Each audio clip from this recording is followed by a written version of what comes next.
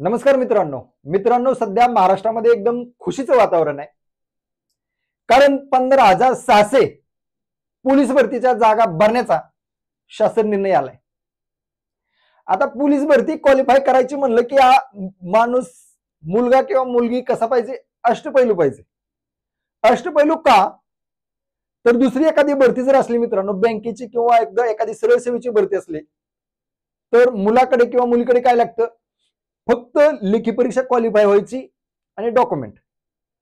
परंतु पोलीस भरती म्हणलं की मित्रांनो, मुलांकडे किंवा मुलींकडे किती क्वालिटी आवश्यक असते. पहिल्यांदा तर फिजिकल मेजरमेंट, म्हणजे त्या मुलाचं किंवा मुलीचं हाईट, वेट वगैरे सगळं अपडेटेड पाहिजे, म्हणजे तो क्रायटेरिया आपल्याला क्वालिफाय करता आला पाहिजे.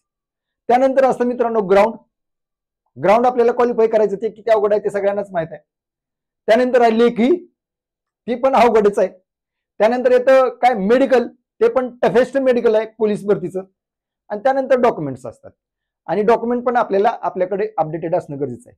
कारण जर एखादं डॉक्युमेंट राहिलं तर आता वेळ कमी आहे मित्रांनो. शासनाचं असं म्हणणं आहे की 120 ते 150 दिवसांमध्ये टोटल भरती प्रक्रिया क्लोज करून टाकायची, उरकून घ्यायची. मग तुमच्याकडे वेळ नाही. एक स्टेप झाली, लेखी झाली की काय, ग्राउंड झाली की लेखी झाली की लगेच कागदपत्र पडताळणी येईल.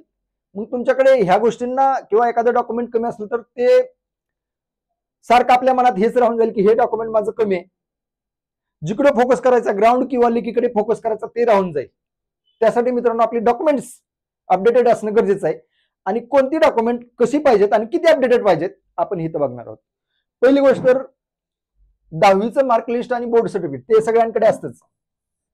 मार्कलिस्ट आणि बोर्ड सर्टिफिकेट हे पाहिजेच आणि ते असतंच. दुसरी गोष्ट 12वीचं मार्कलिस्ट आणि बोर्ड सर्टिफिकेट हेही पाहिजे फॉर्म भरण्यासाठी, आणि तेही सगळ्यांकडे असतं. तिसरी गोष्ट शाळा सोडल्याचा दाखला किंवा बोनाफाईड. आता किंवा बोनाफाईड ह्याच्यासाठी म्हणलंय की काही लोकांनी 12वी नंतर उच्च शिक्षणासाठी, महाविद्यालयीन शिक्षणासाठी कुठेतरी ऍडमिशन घेतलेलं असतं. त्यासाठी त्यांचं बोनाफाईड इथं घेतलं जातं, त्यांच्याकडे दाखला नसला तर. आणि जर त्यांनी कुठंच ऍडमिशन घेतलं नसेल तर त्यांचा मग दाखला असला तरी चालतोय. ठीक आहे. पुढे लागतं आपल्याकडे राष्ट्रीयत्व, वय, आदिवास, ज्याला आपण काय म्हणतो डोमासाईल सर्टिफिकेट म्हणतो. काय म्हणतो? Domicile certificate. हे सगळ्यांकडे असणं गरजेचं आहे. त्यानंतर आहे जातीचा दाखला, ज्याला आपण कास्ट सर्टिफिकेट म्हणतो.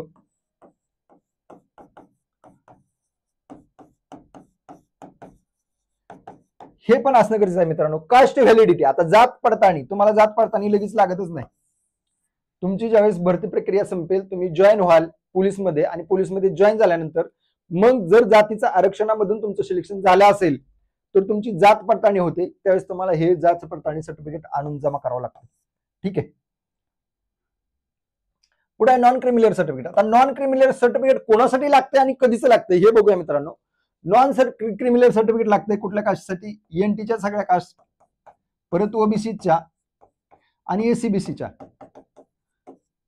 ह्या कास्टसाठी लागते नॉन क्रिमिनल सर्टिफिकेट. आणि नॉन क्रिमिनल सर्टिफिकेट तुम्हाला कधी लागते? फायनान्शियल इयर फायनान्शियल 2025-26, म्हणजेच त्याच्यावरती खाली लिहून आलं पाहिजे व्हॅलिड अप टू 31 मार्च 2026. म्हणजे ह्या वर्षीचं करंट वर्षाचं तुम्हाला काय पाहिजे? करंट वर्षाचं तुम्हाला काय पाहिजे? नॉन क्रिमिनल सर्टिफिकेट पाहिजे. ठीक आहे. आता समांतर आरक्षण प्रमाणपत्र. आता समांतर आरक्षण मध्ये कोण येतं? माजी सैनिक येतात.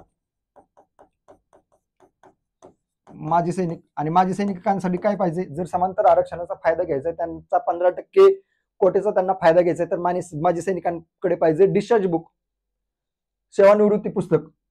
दुसरं असतं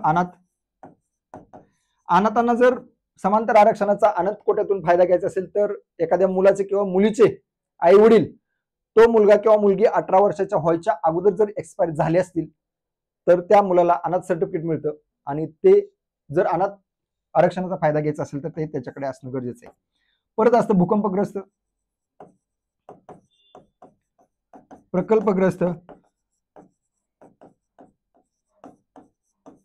परत असतं खेळाडू, हे येतात समांतर आरक्षण मध्ये. आणि ह्यांना जर ह्यांच्या कोट्यातून ह्या कोट्याचं आरक्षण पाहिजे असेल तर त्यांच्याकडे ते सर्टिफिकेट असणं गरजेचं आहे मित्रांनो. ठीक आहे. परत आता वाहन चालक परवाना, वाहन चालक परवाना त्यांच्यासाठी गरजेचा आहे ज्यांना ड्रायव्हरसाठी फॉर्म भरायचा आहे. पुढे बघूया एनसीसी सर्टिफिकेट. जर तुमच्याकडे सी सर्टिफिकेट असेल आणि तुम्ही फॉर्म भरताना ते टिक केलं तर तुम्हाला 5 मार्क एक्स्ट्रा मिळतात. पण नंतर तुमचं कास्ट काय म्हणतात ते डॉक्युमेंट व्हेरिफिकेशनच्या वेळेस हे तुमचं सी सर्टिफिकेट चेक केलं जातं. ठीक आहे. पुढे आहे तुमचं नावात बदल असल्यास ऍफिडेव्हिट किंवा गॅझेट. जर नावात छोटासा बदल असतो ना वेलांट्यामध्ये जास्त करून किंवा उकारामध्ये एखाद्याचं असलं का नाही अनिल किंवा समजा दीपाली, एक आलं DIPALI असतं आणि एक असतं DEEPALI. कधी कधी चुकून होतं. एका डॉक्युमेंटमध्ये हे DIPALI आणि एका डॉक्युमेंटमध्ये दीपालीचं DEEPALI. तर तुम्हाला त्यासाठी ऍफिडेव्हिट बनवून द्यावं लागतं की ह्या 2 नावाची माणसं एकच आहेत आणि तो मीच आहे. ठीक आहे. तर असं ऍफिडेव्हिट किंवा गॅझेट तुम्हाला बनवून द्यावं लागतं जर नावात बदल असेल तर. ठीक आहे. अपडेटेड आधार कार्ड. आधार कार्ड अपडेटेड ह्यासाठी म्हटलं गेले की अगोदर आपण 4, 5, 6 वर्षाचा असताना आधार कार्ड बनवलेलं असतं आणि आता आपण असतो किती 25, 26, 27 वर्षाचा. तर ते अपडेटेड करून घेणं, एकदा जाऊन बायोमेट्रिक लावायचा, आपला फोटो एकदा घेतला जातो, हाताचे पंजे घेतले जातात, जे काय घ्यायचे ते डोळे स्कॅन केले जातात आणि ते अपडेटेड होऊन जातं. ते अपडेटेड करून घ्यायचंय. अधिकृत मोबाईल नंबर म्हणजे मोबाईल नंबर तुम्ही एकच ठेवायचा आहे. सारखा मोबाईल नंबर बदलायचा नाही. का बदलायचा नाही? कारण जर फॉर्म भरताना एकदा मोबाईल नंबर तो रजिस्टर झाला तर त्याच्यावरती तुम्हाला वेगवेगळ्या प्रकारचे अपडेट्स पोलीस डिपार्टमेंट करून दिल्या जाणार आहेत. लेखी परीक्षा कधी आहे, ग्राउंड कधी आहे, काय पावसामुळे ग्राउंड पोस्टपोन झाले का, इकडे तिकडे झाले का, ह्याच्या अपडेट सगळ्या तुम्हाला मोबाईल नंबर आणि ह्या ईमेल ऍड्रेसवरती येणार आहेत. त्याच्यामुळे ईमेल ऍड्रेस आणि मोबाईल नंबर एकच ठेवायचा. आता बऱ्याच लोकांचं म्हणणं असेल ते तो तर एकच राहतो की, पण नाही, बरीच लोक असे आहेत की दर 6 महिन्याला मोबाईल बदलतात. मोबाईल बदलला की सिम बदलतं, सिम बदलला की त्या मोबाईलचा ईमेल ऍड्रेस पण चेंज होतो. मग दुसरा टाकायचा, मग दुसरं इन्स्टा अकाउंट करायचं, दुसरं फेसबुक अकाउंट करायचं, दुसरा ईमेल ऍड्रेस करायचा. असल्या फालतू गोष्टी करायच्या नाहीत. जो काय म्हणतात ती फॉर्म भरताना जो ईमेल ऍड्रेस दिलाय तोच ठेवायचा आहे भरती प्रक्रिया कंप्लीट होईपर्यंत, आणि मोबाईल नंबर पण तोच ठेवायचा आहे. पासपोर्ट साईजचे फोटो तुमचे लेटेस्ट काढून ठेवायचे. परत पळापळ करायची नाही. परत 40 रुपये 80 रुपये घालवायचे नाहीत. आपल्याकडे जास्त पैसे अगोदरच नसतात, वेळ कमी असतो आणि ह्या फालतू गोष्टी करायच्या नाहीत. त्यासाठी डॉक्युमेंट्स अगोदर अपडेटेड ठेवायचे. तारीख यायच्या अगोदर, नोटिफिकेशन यायच्या अगोदर. MSCIT तुम्हाला सध्या गरजेची नाही. MSCIT सर्टिफिकेट नंतर जॉईन केल्यानंतर सबमिट करू शकता. मित्रांनो, सांगायचं एवढंच आहे की जर एखादं डॉक्युमेंट अपडेट नसेल आणि डेट्स आल्या, ग्राउंडची डेट आली किंवा लेखीची डेट आली, तर आपल्या मनात तोच विचार घोंगावत राहतो, त्याला माझ्याकडे हे डॉक्युमेंट नाही, काही प्रॉब्लेम तर येईल का. मग आपल्याला फोकस करायचा असतो लेखीकडे, फोकस करायचा ग्राउंडकडे, पण तो राहून जातो.